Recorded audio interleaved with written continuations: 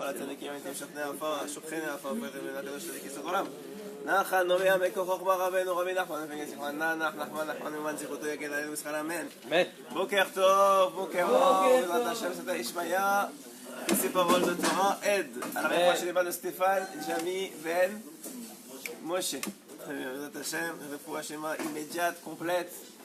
בעזרת השם, רפואת הנפש ורפואת הגוף. aussi de la réfouache des mains de Dover Shalom Ben Tamar, de Sarah Talia Ben Tefat Myriam, de Itamar Israël Ben Dalia Hélène, ça va mieux Baruch Hashem. C'est incroyable là, les miracles, on les dit tous les jours. Il faut juste avoir confiance en la Tfila et en la Torah, et Bezrat Hashem, tout se passe bien. Une fois chez les mains, vous avez d'autres fois chez les mains. Esther Adassa. Esther Adassa. Bat Kemra. Bat Kemra. Bezrat Hashem, et vous penserez à qui vous avez dans la tête, Bezrat Hashem. Sarah Bat Esther, fois chez les mains. Aussi les Pavtadaim pour la Tzlacha Rabba de Chana Bat Miriam, Bezrat Hashem, et de.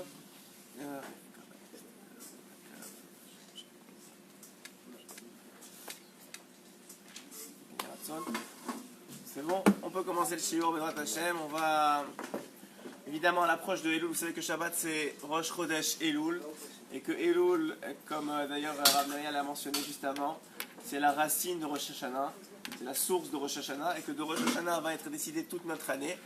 Alors plus on va être capable de réaliser le Rosh Chodesh Elul à son plein potentiel, et plus Bezrat Hashem Zadeh Ishmaya, on va être capable de passer un bon Rosh Hashanah et en plus de ça de passer une belle année Bezrat Hashem.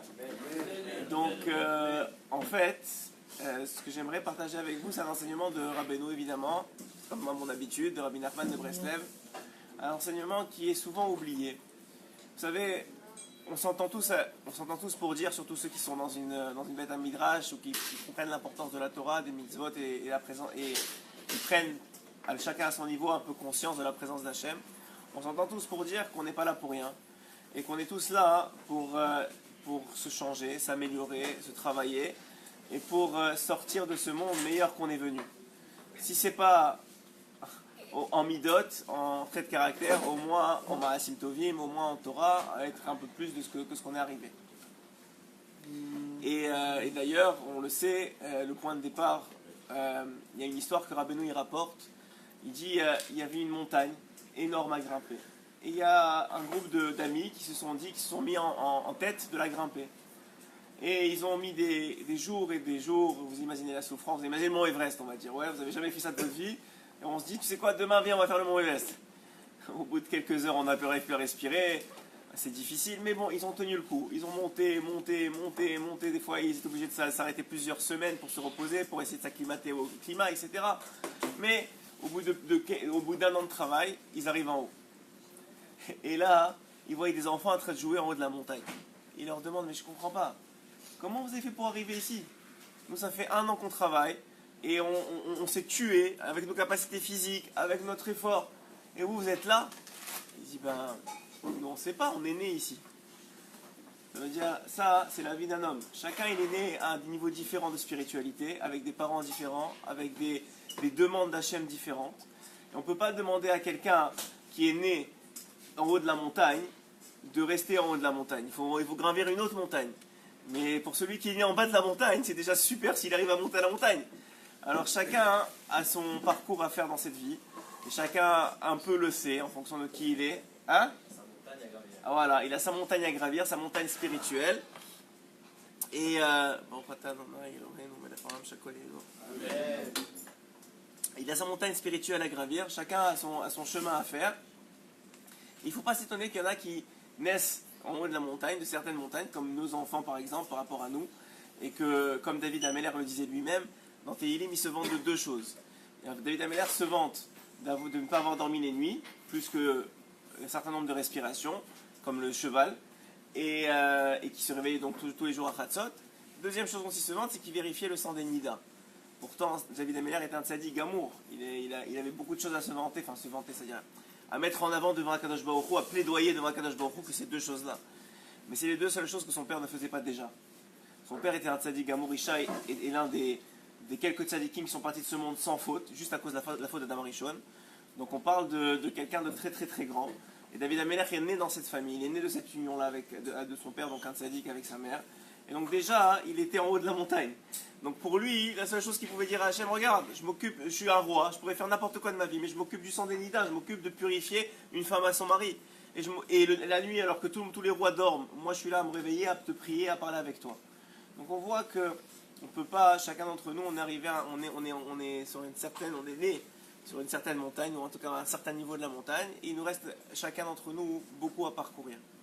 Et chaque année, le mois d'Elul arrive, Rosh Hashanah arrive, les remises en question que demande Hachem, le fait de faire tchouva, on sait qu'est-ce que ça veut dire à chaque fois, et on sait que Rabbeinu il dit que tant qu'on est vivant, c'est tchouva al tchouva, c'est-à-dire que c'est une tchouva continuelle.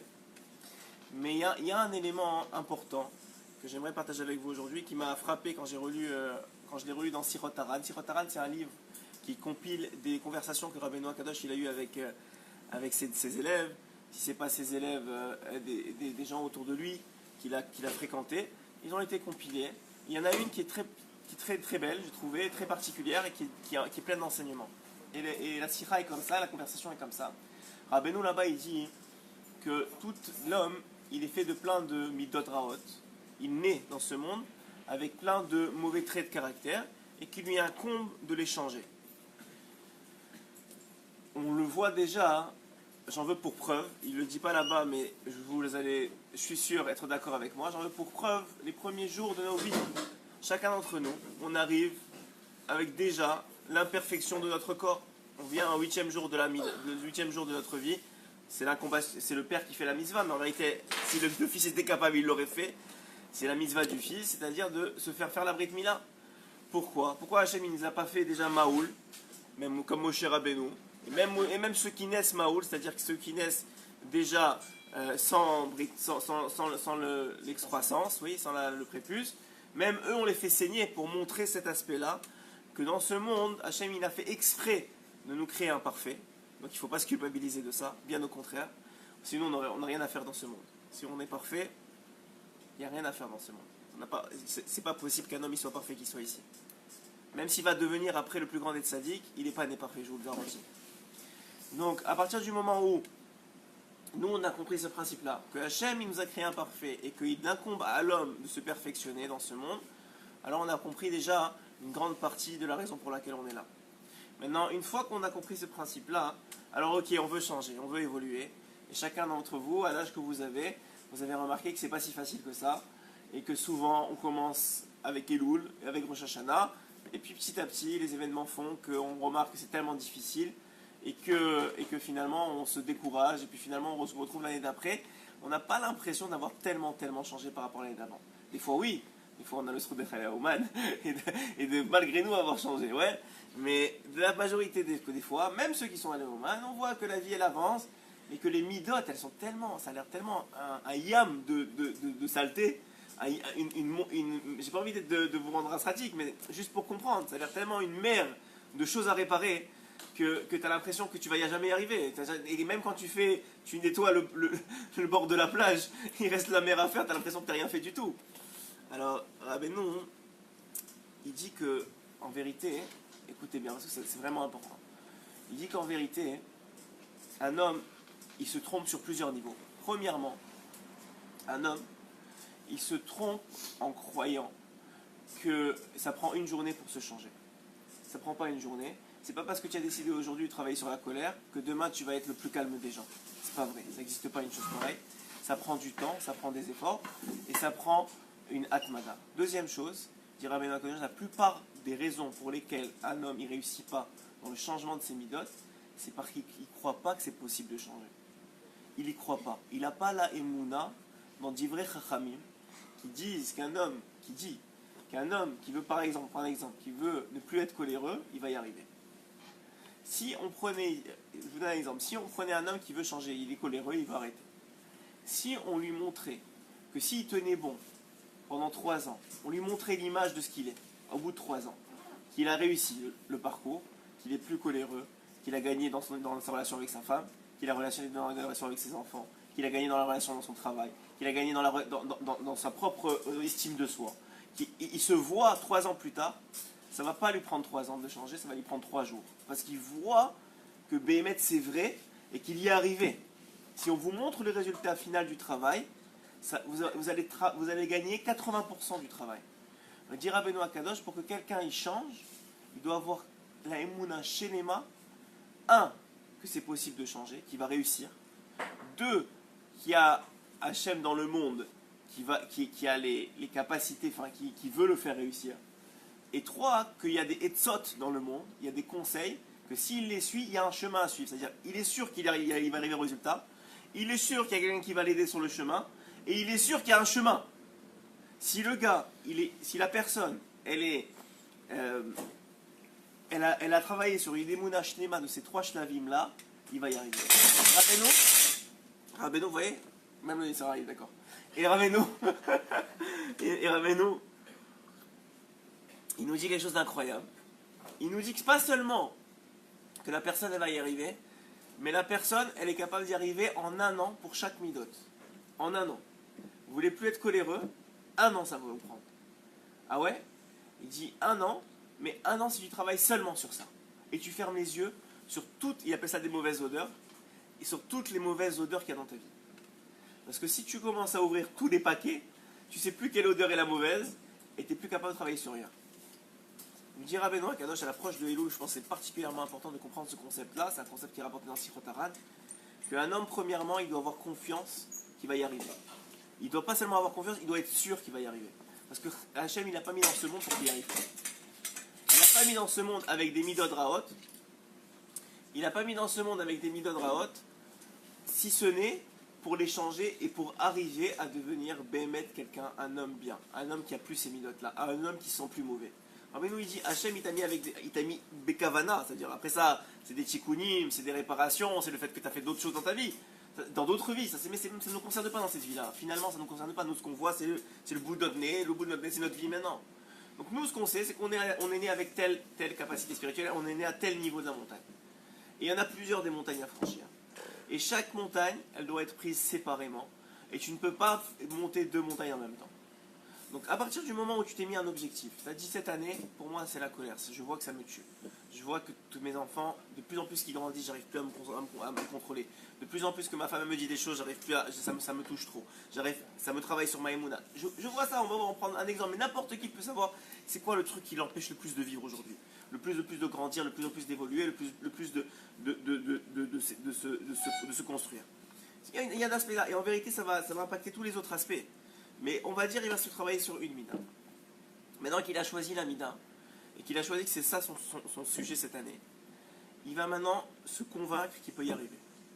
Il va se convaincre que simplement, on ne va pas travailler sur l'intériorité. Le début dit Rabbeinu Akadosh, je ne peux pas te dire maintenant je vais arrêter d'être coléreux. Ça n'existe pas une chose pareille. Tu vas continuer à être coléreux à l'intérieur de toi. Ça c'est sûr. Je vous raconte une histoire que j'ai écoutée du Rav Chaiki, l'ancien Rosh Yeshiva de Aix-les-Bains. C'était apparemment quelqu'un qui avait cette midala de colère.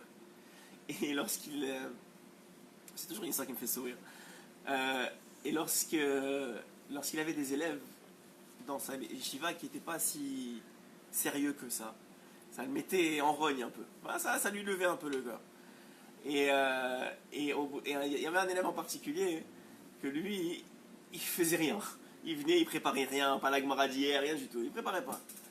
Et lui, toute la journée, quand il sentait que ça commençait à venir, il disait Fréchal m'a dit de pas m'énerver. Fréchal m'a dit de pas m'énerver, sa femme. Ma femme m'a dit de pas m'énerver. Ma femme m'a dit de pas m'énerver. Ma femme, elle m'a dit. Et ça il rentrait, mais ça se voyait qu'il commençait. Et à la fin, il disait si j'avais pas la Torah, j'aurais tué quelqu'un, moi. Ça veut pas dire que tu changes tout de suite ton intériorité. C'est vrai, hein, c'est vrai. Si j'avais pas la Torah, j'aurais tué quelqu'un. Ça veut dire quoi? Ça veut dire que ce que Hachem, il t'a mis un Yetzerara. Ce Yetzerara, c'est lui qui va finir par te l'enlever éventuellement. Mais toi, ton rôle, notre rôle à nous, c'est de dire, tu sais quoi, je vais pas m'énerver. Je vais pas répondre. Je vais pas crier. Au moins comment. Et Rabbeinu il dit, si tu veux que ça marche, il faut que tu commences par des choses qui sont atteignables. Ouais. Ça veut dire, si maintenant quelqu'un il fume 100 cigarettes par jour, il va pas dire je vais arrêter de fumer. Il va dire aujourd'hui mon objectif c'est de fumer 50 cigarettes par jour. Si j'ai l'habitude de m'énerver 4 fois par jour, aujourd'hui mon objectif c'est de limiter mon chiffre à 3. Ou si j'ai l'habitude de répondre, mon objectif c'est de sortir de la maison. C'est-à-dire c'est pas de changer. Ne croyez pas, parce que le Yetzirah, qu'est-ce qu'il veut, il veut tout ce qu'il veut. Il sait que tu vas prendre des décisions, il sait que maintenant tu es venu au shiur, il sait que tu vas étudier. Donc ce qu'il veut, c'est te décourager le plus vite possible. Te montrer que c'est pas possible, te montrer que tu vas pas y arriver. Donc si tu mets des objectifs trop hauts, ça va aller arriver très très vite. Tu vas dire, tu sais quoi, je vais arrêter de m'énerver. Le lendemain, il s'énerve. Oh, il s'énerve moins, il a fait un effort, mais il réalise pas qu'il a fait un effort. Il réalise pas que c'est mieux qu'hier. Il voit juste qu'il s'est énervé, qu'il a continué à crier. Donc le gars, il dit au bout d'une deux journées, il dit bon, c'est pas grave, on va recommencer demain. Troisième journée, il dit c'est pas pour moi, c'est tout. Je vais jamais y arriver, pourquoi je perds mon temps, c'est beaucoup d'efforts, de toute façon ça sert à rien. De toute façon, c'est les gens qui m'énervent, ils ont qu'à changer leur comportement. ça c'est comme ça. C'est un exemple, la colère c'est un exemple facile à prendre, c'est pour ça que je vous le prends. Mais c'est vrai pour tout, c'est vrai pour la znout.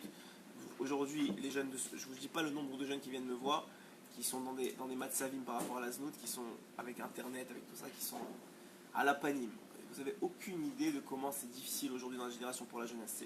C'est vraiment, quand on comprend ce que les mots des sages qui disaient qu'ils ne voulaient pas être dans cette dernière génération, c'est de la folie. La folie. Je veux dire, aujourd'hui, il n'y a plus aucune honte. De rien. De rien. Et du côté des garçons, comme du côté des filles. Ça veut dire, c'est un sujet en soi, c'est pas le sujet d'aujourd'hui, mais c'est pour vous dire que la colère, c'est un exemple qui est facile, mais vous pouvez l'appliquer sur n'importe quoi dans la vie, que ce soit la tava de l'argent, que ce soit la radinerie, que ce soit ce que vous voulez dans les limidotes, ça marche comme ça. Rabbeinu nous dit qu'il faut commencer par des objectifs qui sont petits, mais qui sont atteignables. Pourquoi? Parce que c'est ce que les goïms, même ils ont compris. Il faut qu'il y ait du renforcement positif au fur et à mesure du chemin. Si vous ne réalisez pas que vous êtes monté sur la montagne, vous n'allez pas continuer à monter. Parce que vous allez dire quoi? Au contraire, tu as l'impression, il te donne l'impression que tu es descendu. Ouais. Votre culpabilité par rapport aux fautes que vous faites aujourd'hui, est-ce que vous l'aviez il y a 20 ans, quand vous étiez beaucoup moins religieux qu'aujourd'hui? Bien sûr que non. Vous ne l'aviez pas. Aujourd'hui, tu t'énerves parce que, écoute, il y a une mida qui n'a pas bien été. Mais il y a 20 ans, même Shabbat, ça ne te rentrait même pas en tête. Et tu t'es culpabilisé même pas. Ça rentrait même pas en tête de te dire, ouais, j'aurais dû faire Shabbat. Aujourd'hui, tu fais Shabbat, tu viens à la Tfila, tu étudies la Torah, et tu es encore à Tzouv. Et le Yitzhara, il arrive encore à te culpabiliser que tu n'y arrives pas. Tu sais, je me suis mis trop en colère, ou j'ai pas été assez. Alors, bien sûr que c'est ton niveau et que maintenant il faut continuer à grandir. Je dis pas, évidemment. Mais comprenez que le Yitzhara, c'est son jeu. Plus tu vas être culpabilisé, plus tu vas être triste, moins tu vas avoir l'énergie pour avancer. Moins tu vas avoir l'envie de changer. Moins tu vas être efficace dans ton changement. Donc son but à lui, c'est de faire ce travail-là de sable sur toi. Alors que si tu réalises bien, Rabbeinu il dit que c'est un chesed. C'est un chesed lorsqu'on est loin. Si vous aviez aujourd'hui les yeux face à la réalité de Dieu, à votre conscience de Dieu il y a 20 ans, vous n'auriez même pas avancé d'un iota, parce que vous auriez tellement honte de qui vous étiez il y a 20 ans. Rabbeinu, il explique que c'est un chesed, c'est une bonté d'Hachem, de ne pas nous donner les yeux qu'on a de la tchouva au moment où on n'est pas prêt à la faire. Parce que s'il te donne les yeux, tu vas rester sur place comme ça. Tu vas dire, c'est pas pour moi. Mais il y a 20 ans, jamais vous auriez pensé que vous pensiez être comme ça. Ouais. Il y a des gens aujourd'hui, ça leur arriverait même pas à l'idée de marier leurs enfants, comme on a parlé du shiur qui malheureusement apparemment était très bon parce qu'il n'a pas été enregistré correctement, du shiur sur les mariages séparés. Aujourd'hui il y a des gens, Baruch Hashem, qui ont fait tchouva, qui n'imagineraient même pas de marier leurs enfants sans mariage séparé. Mais eux-mêmes, il y a 30 ans en arrière, ils n'imaginaient même pas avoir l'imagination d'avoir un mariage séparé. Mais si on leur avait donné les yeux il y a 30 ans, mais ça aurait pas marché. Donc c'est un chesed en vérité d'Akadosh Baruch Hu de nous donner les yeux au fur et à mesure des étapes. Rabbi Nachman, il avait un élève. En vérité, c'était d'abord son ami. Quand il était très jeune, l'âge de 5, 6 ans, 7 ans, il a prié énormément. Rabbi Nachman, pour toute chose, il a fait passer par la tfila. Et c'est comme ça qu'il faut faire dire Rabbi Nathan. Si vous voulez quelque chose qui soit éternel, il faut le faire passer par la tfila. Donc il a prié énormément pour avoir un vrai ami. Un ami qui l'aide dans la Hirat Shamaim, dans l'élévation spirituelle. Vous savez, c'est très important. Rabbeinu, il rapporte, c'est peut-être l'un des seuls que j'ai vu rapporter ça aussi, de façon, avec un dagesh aussi important, avec une mise en exergue aussi importante, ce qu'on appelle Sichot Raverim. Sichot Raverim, c'est la discussion entre amis. Il n'y a personne qui est parfait, sachez-le. Et chacun a besoin d'avoir un ami à qui il peut se confier. D'abord à Kadosh Baruch Hu directement, bien sûr, mais même un ami, on parle, regarde, moi je suis dans tel matzav. Tu sais quoi, toi si tu as un problème de colère, moi j'ai un problème de colère, viens, tous les jours on se rappelle. On s'appelle à midi, on s'appelle à 8h. On voit comment a été la journée, on se renforce. Si on est tombé, on essaie d'avancer. Vous allez voir que ça va complètement changer. C'est comme si vous faites du sport. S'il y a quelqu'un qui vous rappelle, viens, on y va, allez, réveille-toi. Ou si vous allez là-dessus, là, allez, viens, je viens te chercher, réveille-toi. Si même tu as un ami, un vrai, pas quelqu'un qui au bout de 3 jours t'oublie, mais même quelqu'un qui veut avancer, et toi quand il est mieux, tu l'avances, etc. Alors c'est sûr que ça va être meilleur. Donc il a beaucoup mis en face sur Sirot Haverim, sur le fait de discuter ensemble, entre amis. Pas forcément entre Rav et élèves, mais même entre amis de même niveau spirituel. Et pourquoi je vous dis ça? Parce que quand il a voulu chercher un ami, évidemment, quand il y a 6-7 ans, les enfants, c'est normal. Qu'est-ce qu'ils veulent faire? Ils veulent jouer, s'amuser. Donc à chaque fois qu'ils trouvaient des amis, c'était pas des amis qui voulaient grandir. Lui, à 6-7 ans, il avait déjà fini une chasse. Ok? Il a écrit, sur certaines opinions, il a écrit Sefer Hamidot, ouais, à 6 ans. Il y en a qui disent 9 ans. Sefer Hamidot, c'est tous les conseils du chasse. Ok? Donc on parle pas de quelqu'un de normal. C'est quelqu'un qui est déjà né en haut de la montagne. Ok, c'est le petit petit-fils du Baal Shem Tov, et même lui il a dit qu'il a fallu me gravir une autre montagne. Donc on parle pas de la même montagne que nous, mais quand même, on parle de quelqu'un qui a gravi les montagnes, et qu'à travers sa montagne, lui il a eu les mêmes épreuves que nous à son niveau. Donc ça veut dire simplement, hein? Déjà à 6 ans c'était un cerveau, il n'a pas vraiment gravi de... Vadaï qu'il a gravi, parce que son Yetzirah est en fonction de son cerveau. Rabbeinu il a dit qu'un jour le Yetzirah est venu le voir, l'ange de la mort il est venu le voir. Et il lui a dit, regarde, je te fais un deal, toi et moi. Il dit, ok, quoi? Il lui a dit, tout tu vas être 100%. Tavat Mamon, Tavat Achila, tout ce que tu veux, je t'enlève le Yetzirah. Une seule chose, tu ne seras pas 100%. Il lui a dit quoi? Tavat Niouf, les mauvaises mœurs. Rabbeinu il lui a répondu, il lui a dit, c'est ce qu'on fait comme deal? 100% sur les mauvaises mœurs et tu m'éclates sur le reste. Donc tu vois qu'à chacun à son niveau, le Yetzirah, il est en fonction de son niveau. Il est en fonction de son niveau. Tu crois que quand tu es grand comme ça, et quand tu nais grand, il y a une grande gava qui peut venir avec. Une énorme gava. Et que si tu as de la gava, la Gemara, elle dit dans ma Maseret Sota, toute ta Torah, elle est toeva, c'est de la poubelle pour Hachem. C'est pour ça que des fois, quand on fait des erreurs et quand on croit que c'est shiurim, c'est pour soi et des choses comme ça, il faut faire tchouva sur des choses comme ça. Parce que je vous ai raconté l'histoire, mais j'adore cette histoire dans ma Maseret Sota de Rabbi Abaou. Il avait à l'époque, quand on donnait un livret Torah, il y avait quelqu'un qui le répétait à voix haute pour tout le monde. Juste nous, je vais raconter cette histoire, le Rav il parlait à une personne, on va dire Yosef, et Yosef il rapportait à tout le monde. Et donc un jour, il y a la femme de... Bon, pas toi Yosef. Il y a la femme de ce gars-là qui répète, qui rencontre la femme de Rabbi Abaou. Et il commence à lui dire, ouais, mon mari il est beaucoup plus ram que toi, il est beaucoup plus... il pourrait faire des meilleurs livrets Torah. C'est juste par humilité qu'il laisse ton mari parler. Alors la femme, elle est remontée, elle rentre du marché, elle va chez son mari. Et elle lui raconte tout ce que la femme elle a dit. Ouais, tu as vu comment elle t'a parlé, elle pense que son mari il est meilleur en Torah que toi, il est plus grand en Torah que toi. Et tu vois que même pour des femmes aussi grandes que la femme d'Atana, ça la touche. C'est-à-dire la gava chez une femme, l'honneur, c'est quelque chose. Alors elle est partie voir, elle pensait que son mari il allait éclater le gars, il allait lui remettre en place, il allait lui dire de quoi tu parles. Et qu'est-ce qu'il a répondu à Rabbi Abaou? Il lui a dit, bah, tant mieux s'il est meilleur que moi. L'essentiel c'est la gloire d'Hachem. Si c'est lui, c'est lui, si c'est moi, c'est moi. Qu'est-ce que ça change? Ça c'est des niveaux. La Gemara, elle utilise cette histoire-là pour louer la modestie de Rabbi Abaou. Ça veut dire, c'est pour te dire que c'est pas stam comme ça quand un gars il arrive. Plus il grandit, plus il y a des Yetzirah qui grandissent avec lui. Alors pour revenir à l'histoire de Rabbi Shimon, il a beaucoup prié pour avoir cet ami-là. Et quand il a eu, il a prié pour les Hachamaïm, et effectivement il a trouvé Rabbi Shimon. Rabbi Shimon était plus vieux que Rabbeinu, de plusieurs années, mais finalement c'est devenu son élève, parce que Rabbeinu était de plus haut niveau spirituel. C'est pas seulement devenu son élève, c'est aussi devenu son shamash. Celui qui shamash, son bedo, ouais mais c'est un mauvais mot bedo. Celui qui l'aidait à... Secrétaire, voilà, son secrétaire particulier. Et il lui a dit d'ailleurs que... il lui a dit, tu as mon shamash dans ce Olam Hazé, tu seras mon shamash dans le Olam Haba. Et c'est connu que celui qui n'arrive pas à aller à Ouman une fois ou qui a besoin de parler, de demander quelque chose à Rabbi Nachman de Breslev, il peut, et il est même bon, d'aller voir Rabbi Shimon qui est enterré juste en dessous du Harizal à Tzfat. Vous avez le Harizal, vous avez une tombe bleue juste en dessous, c'est Rabbi Shimon, l'élève de Shamash de Rabbeinu, parce que c'est lui qui organise les rendez-vous en haut. Alors tu peux aller lui demander, s'il te plaît, demande à Rabbeinu qui demande à Hachem. Ça. Donc si vous avez l'occasion d'aller à Tzfat, n'oubliez pas d'aller chez Rabbi Shimon. C'est Rabbi Shimon, l'élève de Rabbeinu, pas Rabbi Shimon Bar Yochai. Et donc voilà, donc c'est pourquoi je vous dis tout ça. Parce que, pourquoi je vous ai dit tout ça, l'histoire de Rabbi Shimon? Ah oui, voilà, parce qu'un jour, voilà, merci. Parce qu'un jour, Rabbi Shimon, il demande à Rabbeinu une chose. Il lui dit, voilà, j'aimerais que...